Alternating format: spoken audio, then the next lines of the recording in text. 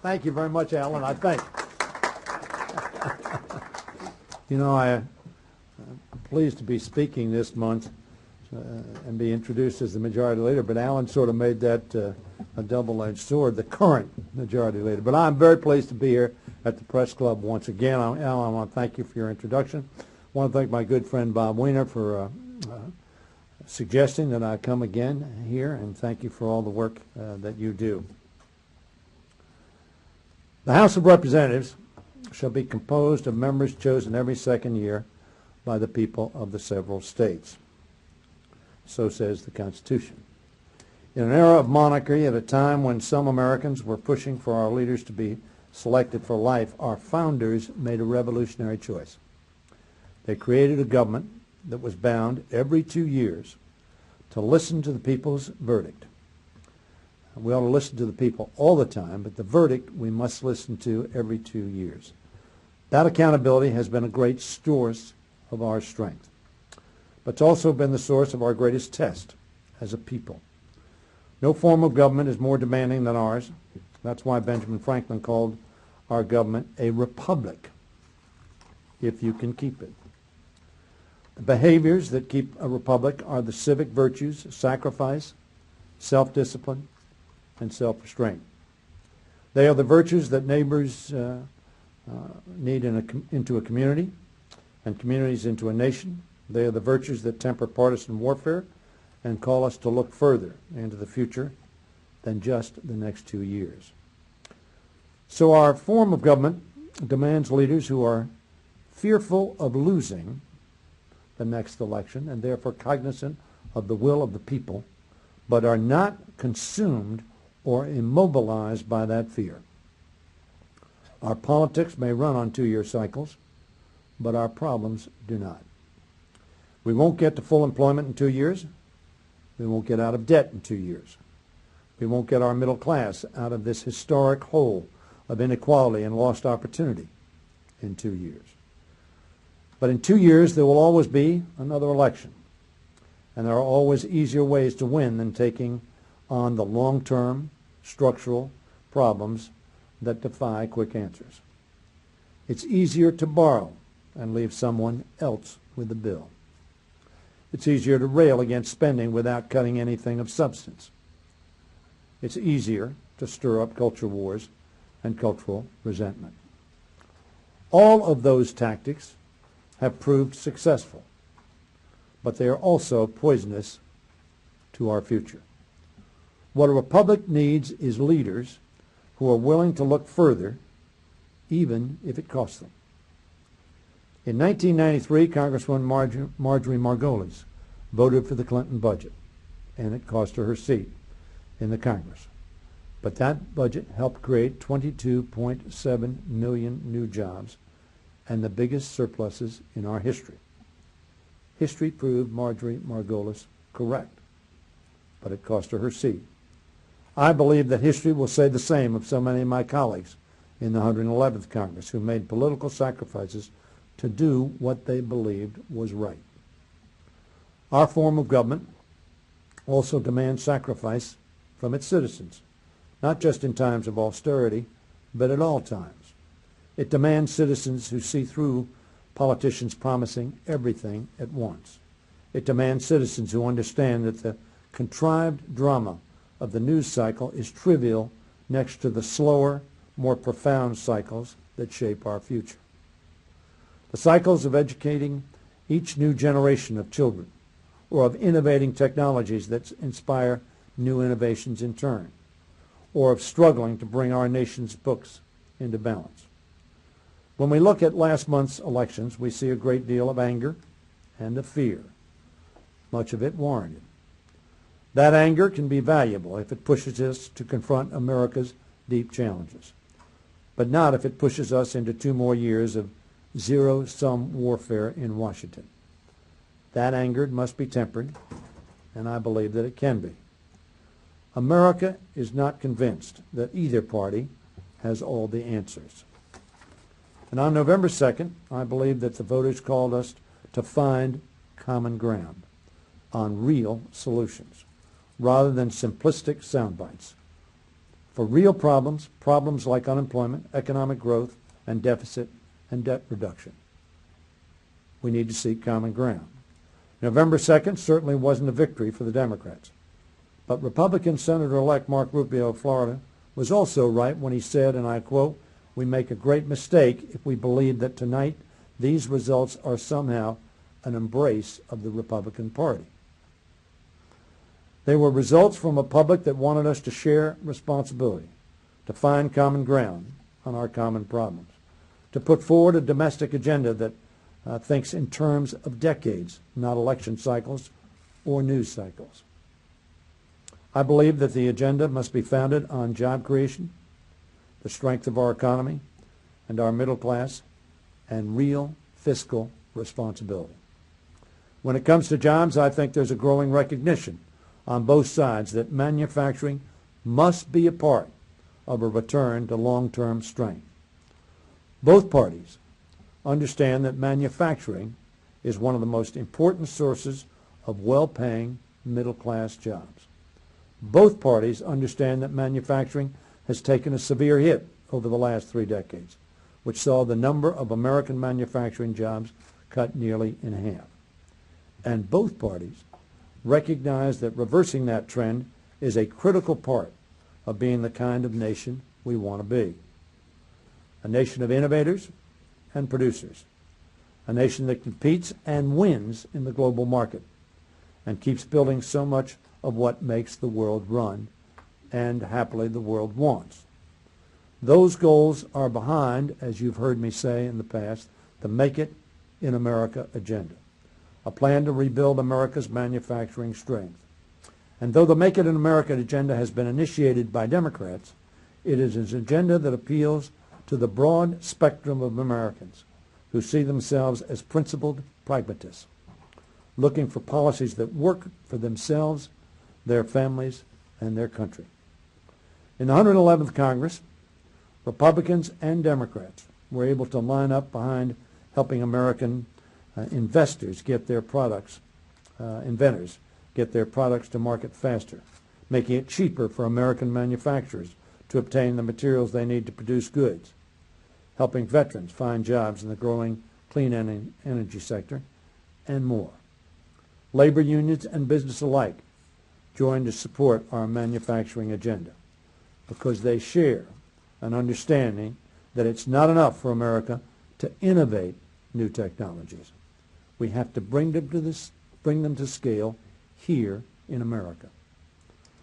That is, it's no longer enough to simply invent and innovate and develop here and then watch our ideas roll off assembly lines in other countries.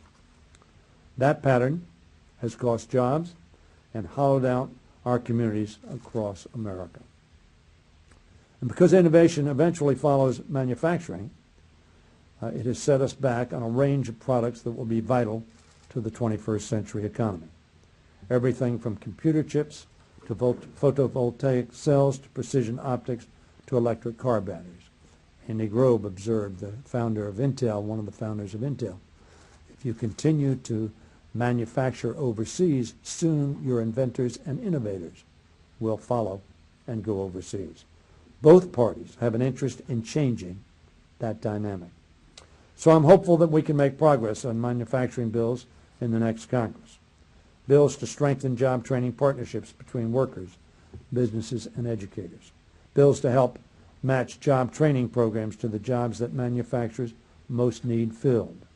Bills to support American exporters, fight for a fair trade playing field for our workers and companies, and hold China and others accountable for the unfair subsidy it gives its own companies through currency manipulation. The creation of an environment in which manufacturing job growth is both desirable and profitable should be a joint responsibility. Job creation will still be the measure of success in the next Congress, but we also need a Congress that's committed to investing in economic fundamentals and growing our middle class. From that perspective, I think the outcome of the tax negotiations between President Obama and Republicans is mixed. On the one hand, I think that extending unemployment insurance, cutting payroll taxes, and keeping taxes low on incomes under $250,000 are proven steps to grow the economy, help families in need, and create jobs. But I simply do not believe that the deep debt that comes from Republicans' upper income and estate tax cuts is worth their minimal impact on job creation. Those cuts, in my view, harm our long-term prosperity, with little short-term gain in return. They are found on the fiscal fiction that the billions included for the best off among us will have a significant positive effect on job growth. That's why this deal is giving Democrats some pause. Having said that, I believe that action is necessary and compromise was inevitable. In the next Congress, we have to move beyond emergency measures. The Recovery Act, in my view, helped stop a depression. But now it's time to invest in the fundamentals of long-term, self-sustaining growth, growth that is not founded on debt. I think the investment manager, Jerry Grantham, put it well when he wrote, and I quote, "In the real world, growth depends on real factors. The quality and quantity of education, work ethic, population profile, the quality and quantity of existing plant and equipment, business organization, the quality of public leadership, and the quality, not quantity, of existing regulations and the degree of enforcement. The intelligence of our investment in real, lasting growth will determine whether we meet our goal of emerging from the recession as a stronger country." There's another reason why emergency measures aren't enough: the state of our middle class. Even if our unemployment rate were instantaneously sent back to the 2007 levels, we would still be a country with a declining middle class and with levels of inequality we haven't seen in nearly a century. That is an issue about which all of us should be concerned. The middle class was struggling long before the crash hit. Since 1980, in actual dollars, the average income of the bottom 90% of Americans has not budged. Over the same period, the wealthiest 1% has come to control nearly a quarter of all income. And now our colleagues on the Republican side of the aisle are going to the mat for a high estate tax exemption that would exclusively benefit just 39,000 of America's wealthiest families. Our challenge then is to foster smart growth that lifts the middle class. And whether we will reach that goal depends on whether we have the discipline to make and sustain a long-term commitment to making things in America, make it in America, and promoting science and education. If we do have that discipline, we can find common ground on investing in outstanding education and basic research. That's the kind that companies have little economic incentive to perform on their own, but can turn even a relatively small public commitment into enormous dividends. And as we remind ourselves, anytime we use the internet, a computer mouse, or GPS, all of which were substantially enhanced by government investment in basic research. This commitment should not be a partisan one.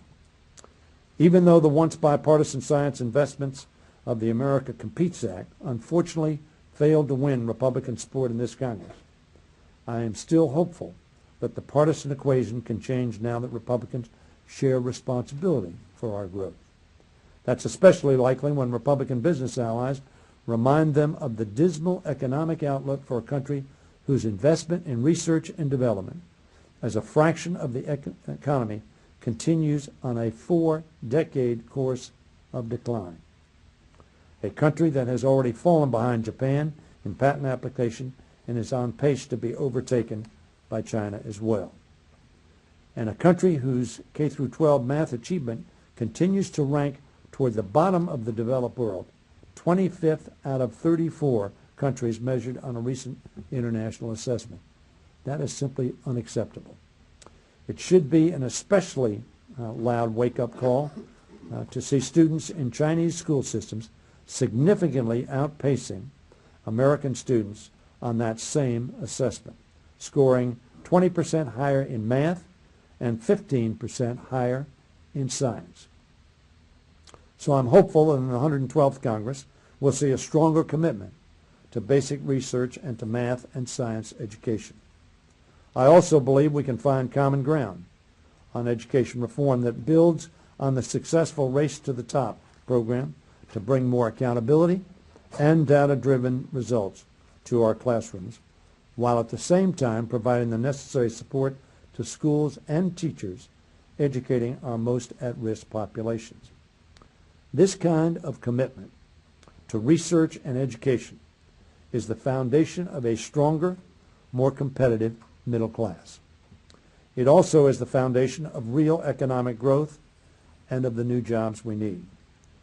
In fact, according to a study from Third Way, if our economy grows by 2% instead of 3% per year over the next decade, that difference will translate to an unemployment rate 7 percentage points higher. Simply 1% difference in the growth of our domestic product. Another area for common ground on growth follows from Grantham's point about the quality, not quantity, of existing regulations. Congress needs to take a serious look at our international competitors' regulatory policies and to ask how they contribute to job creation. And we need to look at the quality of our own regulations.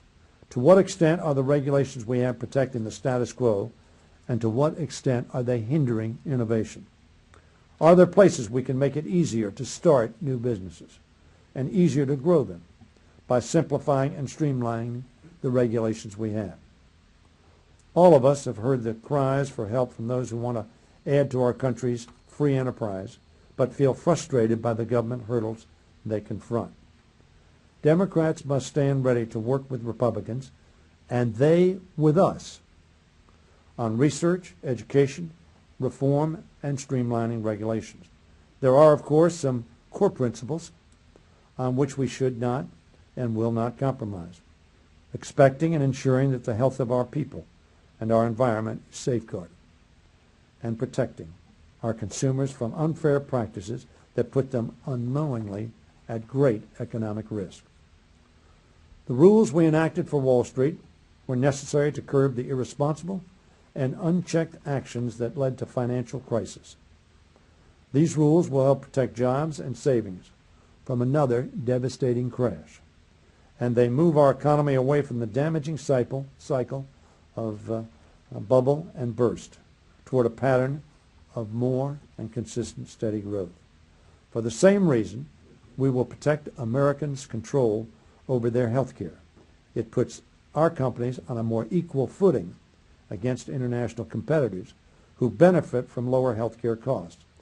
It frees potential enterprise to start business on their own without worrying about losing health coverage. And it brings more fairness to the lives of middle-class families who for years have paid more and more for less and less secure coverage. Coverage that has often failed to be there when they needed it most.